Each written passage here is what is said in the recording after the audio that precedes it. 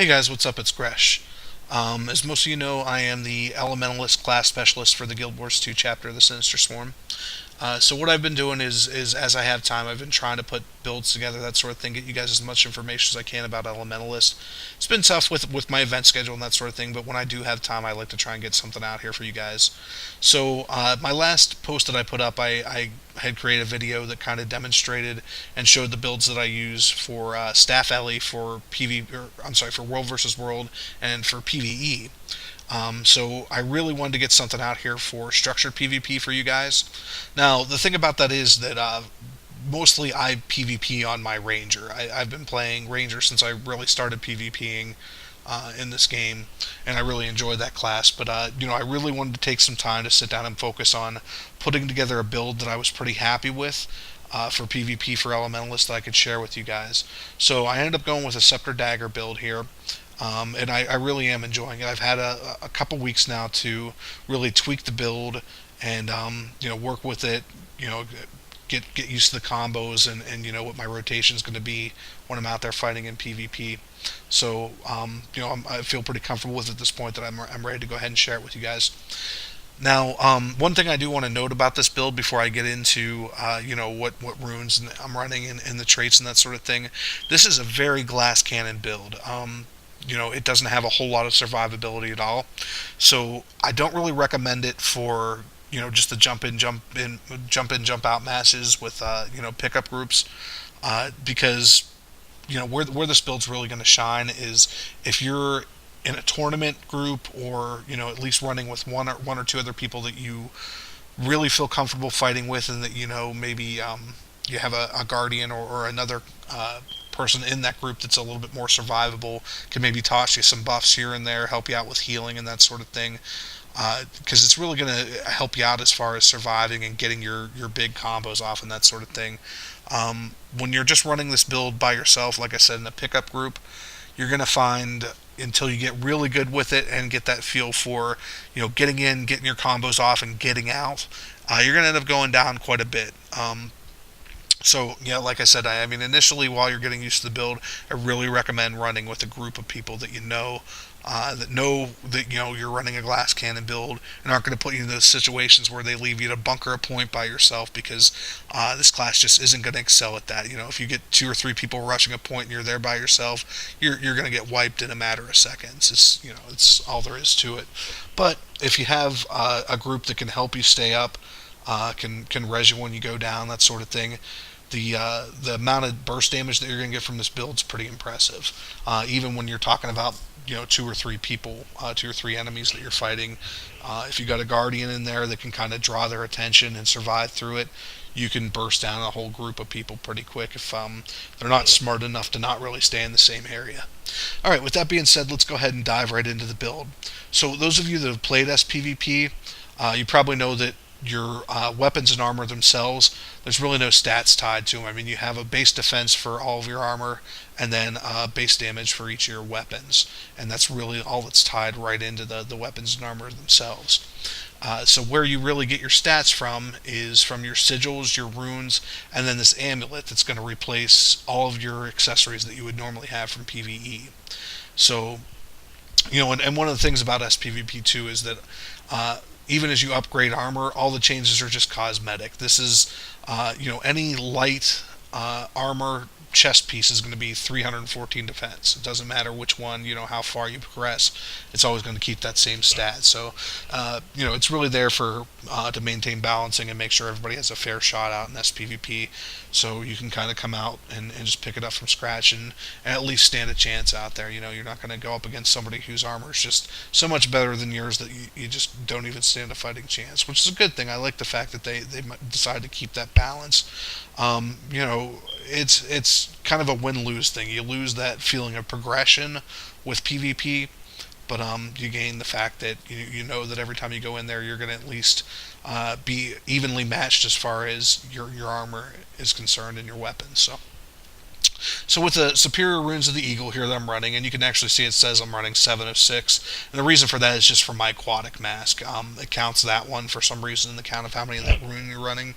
But when it comes to actually counting it for its effect, your aquatic helmet is going to replace your regular helmet when you dive in the water, just like it would in PVE. So it's not, I'm not really running seven of them as far as the effects are concerned. But so you can see the Superior Rune of the Eagle, it's precision and increased critical damage. And then once you get to that sixth room, it's plus 5% versus targets with less than 50% health. And you'll actually see once I get into my trace, there's one other place that I'm actually doing even more burst damage once my enemies get even a little bit lower in health. I actually like that idea. I like the idea of getting more burst damage the lower that an enemy gets in health. And here's why. If you think about it, so when you're fighting somebody, you'll kind of get a feel for how much damage they're doing, and kind of know how quickly they can burst you down. You'll kind of know how low you can let your health get before you have to trigger that heal. So what I like about the idea of your burst damage going up as a player's health gets lower is that if somebody gets a feel for how much damage I'm doing to them, throughout the beginning parts of the fight, I might be able to catch them off guard when all of a sudden, they're thinking, okay, I have a few more seconds till till I need to trigger my heal off, and all of a sudden the amount of damage I'm doing to them goes up. They're getting all this spike damage done to them. I might be able to get them down before they can even get that health, that heal off. So that's why I like the idea of doing more damage to them as their health gets lower, because like I said, you can maybe catch somebody off guard and they won't even be able to get their heal off. You can just down them before they even get a chance to do that. So looking at my sigils, I'm running Superior Sigil of Smoldering. Now, one thing about this build is I'm actually not running a ton of condition damage on this. I don't think I've actually bought into any extra condition damage. In my traits, there's additional condition duration, but okay, well, I bought 10 into Earth, so I'm getting a little bit of condition damage, but that's not really the focus of this build. So the reason that I'm actually running increased burning duration is because one of my traits is set up to allow me to do more damage to burning enemies. So it's not the damage itself from when my burning's ticking that I'm concerned with, that I'm extending out my burning duration. It's the fact that I'm going to get my other attacks are going to do additional damage while they're being applied to an enemy that has burning stacked on them. So that's why I'm extending that out. For my other sigil, I'm running a Superior Sigil of Accuracy, 5% critical chance.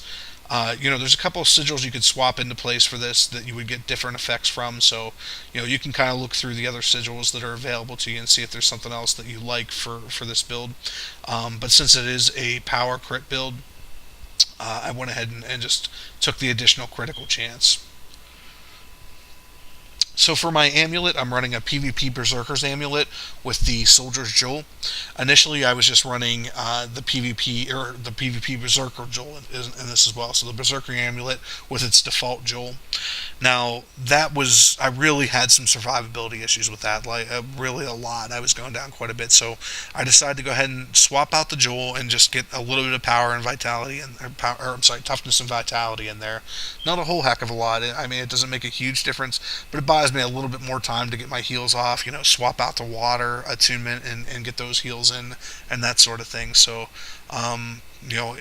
it gives me a little bit more room to work with as far as keeping myself up, not constantly going down all the time. So, I think with that in place, that's gotten to the point where it hasn't affected my damage too much, but I do have a little bit of room to work with as far as getting my heals off. I think when I was running full Berserker Amulet, my critical chance was up to 63%, and my critical damage increase was like 56 or 58.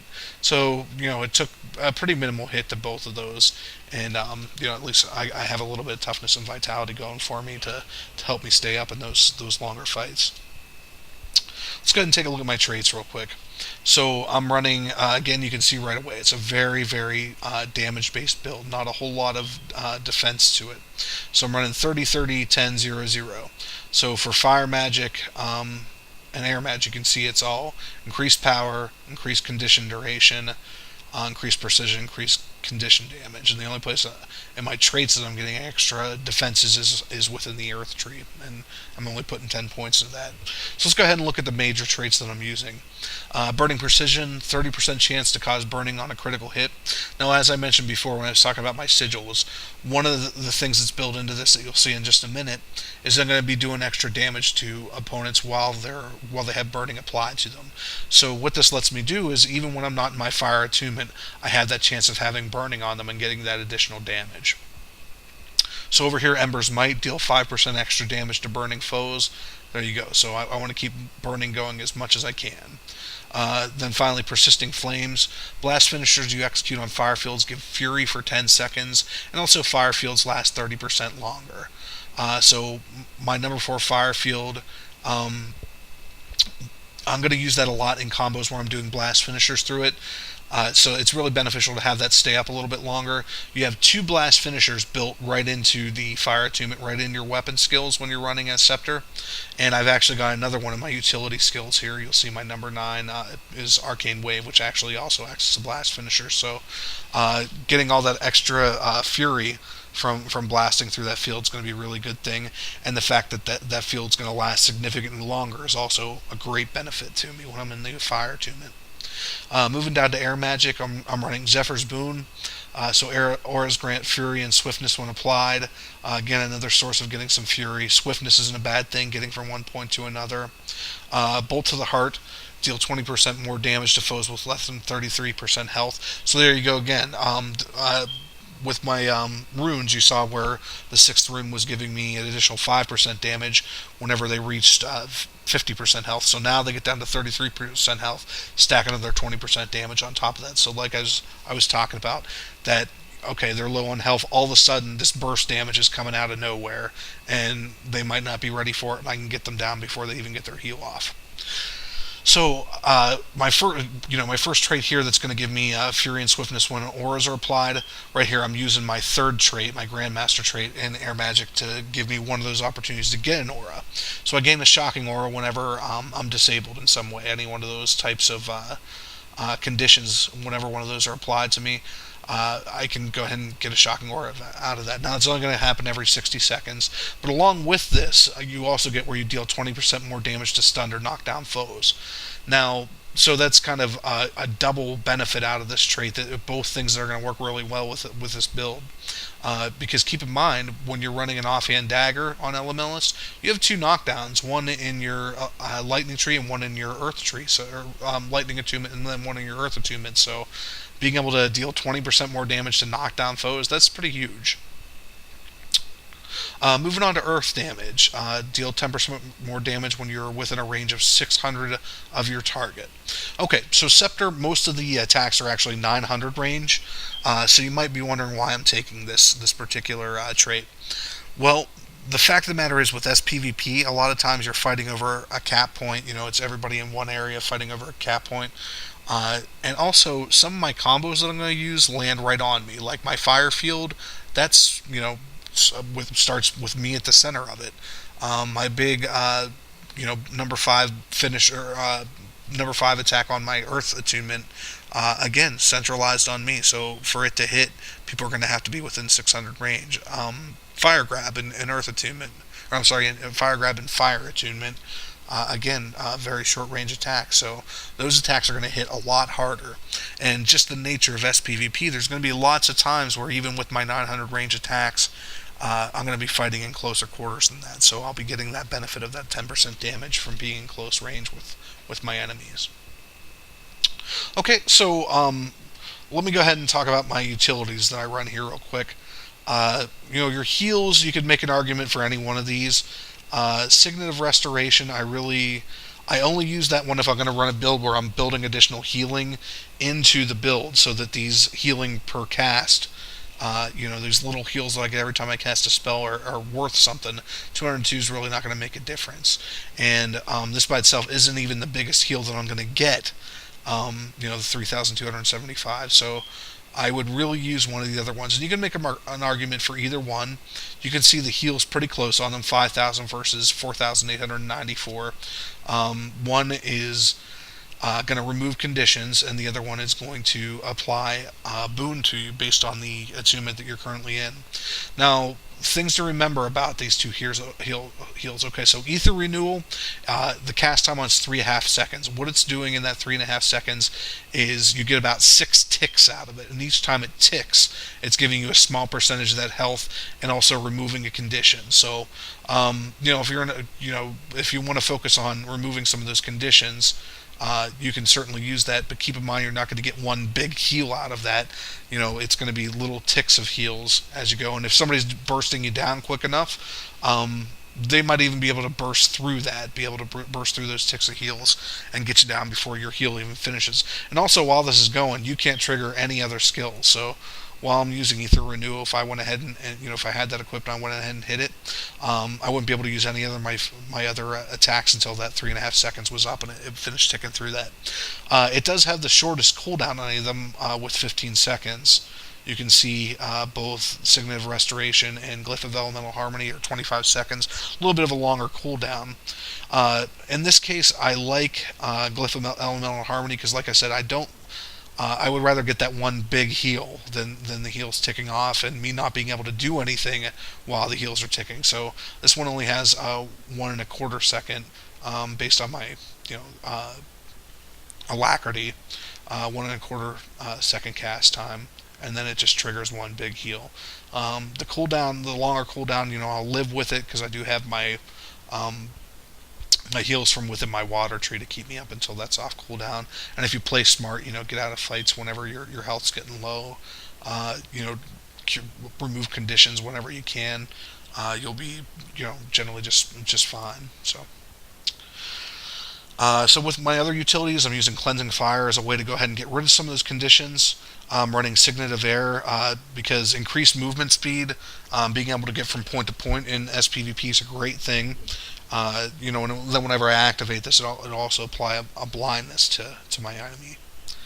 Arcane Blast, like I said, I wanted another blast finisher for the fire attunement to cast on my fire field, so that's why I keep that around. Now for your elite, in SPvP you don't have access to any of your utility skills that are racial, race specific. So these are the ones that I have access to, and you also don't get your Mist Wolves. It's not an option. So I have Fiery Greatsword, Tornado, or Glyph of Elementals. Now Fiery Greatsword's a great, great thing, a great source of damage. But actually, with this build, it would trip me up more than it would help me to swap over to the Fiery Greatsword as far as just getting used to the different rotation that I would use with that. And some of the attacks I don't think are really effective for PvP. I like it a lot in PvE and in certain circumstances in World versus World, so I do run that in both of those builds. But for SPvP, I'd rather use something else. I'm actually not crazy about any of these, to be honest with you. Tornado, you get a knockback out of it and that sort of thing. And actually, that could work with this build, but I mean, you're constantly taking damage while you're in it. You really can't do anything else other than just roam around and knock people down, and they take some damage out of it. But as far as worrying about healing and stuff like that, you're losing your water attunement, your different attunements, so you don't have any of that good versatility to get from an elementalist the whole time that you're in this form. So not crazy about it. So I ended up going ahead and running Glyph of Elementals. Again, I mean, I wouldn't say this is my favorite. I would say it's the one I dislike the least for this build and for SPvP. So it's just a matter of remembering to keep that elemental up whenever that's up for you to go ahead and trigger it. Go ahead and bring your elemental up, and then you have another place that you're getting some damage from. Alright, so with all that being said, let's go ahead and go through some of the great combos that you're getting out of Scepter Dagger and what they're going to do with this build. I'll go ahead and use the Heavy Golem first here and just show you some of the stuff. So in my Lightning attunement, I have a pretty good combo here in Ride the Lightning and Updraft. Now, a lot of people, what they'll do, I've seen, and I'll do this in certain circumstances too, is use Ride the Lightning first to gap close and then Updraft. If you can actually go the other direction, if you can get your Updraft in first, it's actually going to be pretty cool, and I'll show you why. Okay, somebody went ahead and went after the heavy armor one. We'll do the light armor one. So if I updraft first and then immediately zip back to him with Ride the Lightning, I'm not losing any time where I'm not doing any damage. Okay, now you can see my arc lightning, my number one on my lightning tree. Every tick, it's going to increase the damage on that. I just got up to 4,100 damage on the last tick of that on that light armor golem. So don't ignore that attack. That's a great attack, and whenever possible, let it get through all those ticks because those last few ones are going to do pretty crazy amount of damage. So along with that, you have a lightning strike. I've seen some builds specifically built around lightning strike, where it by itself can almost kill somebody. I like the idea of having more options for getting quick burst than just one really heavy hitting attack. But you still want to use that when you're in this attunement. Use everything to your disposal, and then again you have a blindness that you can apply here, so the next attack that they hit you with is going to miss. So if if you're fighting one of those classes where they're going to try and work for one big attack, if you can time it right, hitting them with blindness can kind of completely undo everything they're going to try and do with that one attack. Let's go ahead and use this combo against the heavy armor golem. Okay, so I'm updrafting and then immediately coming back to him with Ride the Lightning. Going to go ahead and hit him with my number one skill. Hit him with the lightning strike, blind him. Now at this point I would normally go ahead and switch attunements. I'll go ahead and lay off of him here for a second while I switch to another attunement. Okay, so let's look at what you have going in fire. Now you have this, there's a lot of burst potential here in fire. Like I said, you have your Ring of Fire here, which is going to be your fire field. It's going to apply some burning. And as I mentioned, anytime we can get a foe burning, we're going to be doing more damage to him, so great. Along with that, you have your two blast finishers built right here in Dragon's Tooth and Phoenix. And then again, with Arcane Wave, I'm getting yet another blast finisher. So let's see how that looks. Okay, so 4, 3, 2, 9. He's down to a quarter health already. Let's go ahead and hit him with Fire Grab, and that's going to finish him off. You see that Fire Grab critted for like 8,000 because he was already burning. Fire Grab actually deals more damage to burning foes than itself. And then, I also have that built into my trait, so doing 8,000 damage to him with one attack is pretty big. Alright, let's look at water real quick. Water, there's not a whole lot of damage potential here. I mean, you got your number one attack, which is just going to fire 3 ice shards at them. They're critting because how much crit I have, but I'm not getting a whole bunch of damage out of them. Then Shatterstone, which is going to cause vulnerability. The vulnerability is great, but the damage here itself, 1,300, no big deal there. You can get Frost Armor, which is going to chill anybody that hits you within melee range.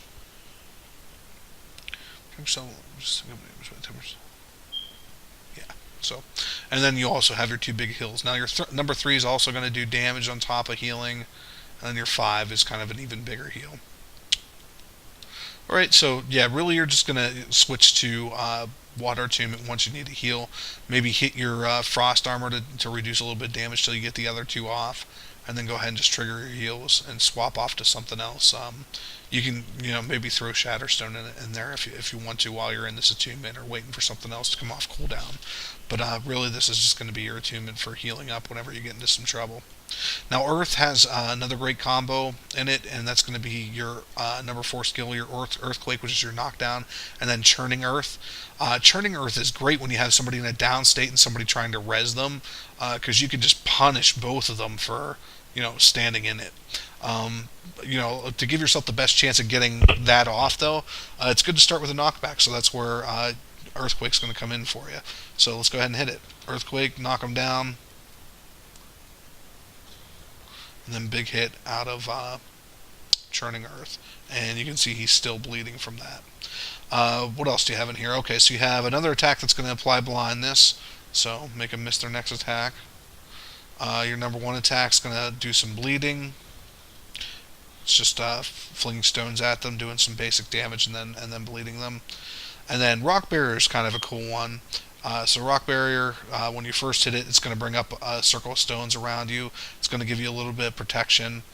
And then it's also a physical projectile, so as you hit 2 from there, then it's going to throw each of these rocks at your target. So, kind of cool.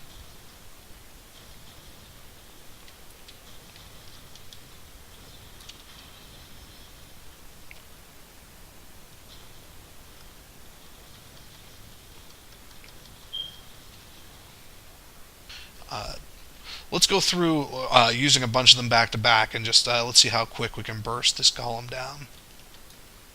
Okay, let's start with Earth Attunement.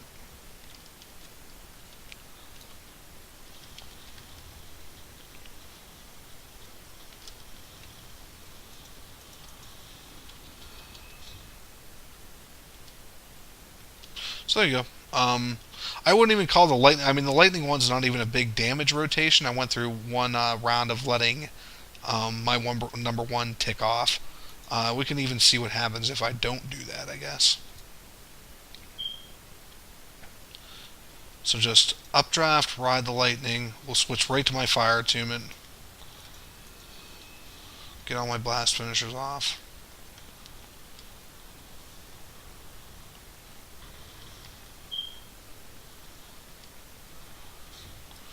And fire grab wasn't up yet, but yeah. So I mean, really, if I throw fire grab in there and I actually land it, and that's a tough one to land. You have to really, make sure you're facing them, make sure they're within close range to you, that sort of thing, to land that one. But if you do, it's a big hit. As far as actual gameplay of actual, getting into tournaments and showing you guys what this looks like when you're actually in there in live fights, I'll try and get some videos posted of that as well. But for now, I just wanted to kind of get the build out here.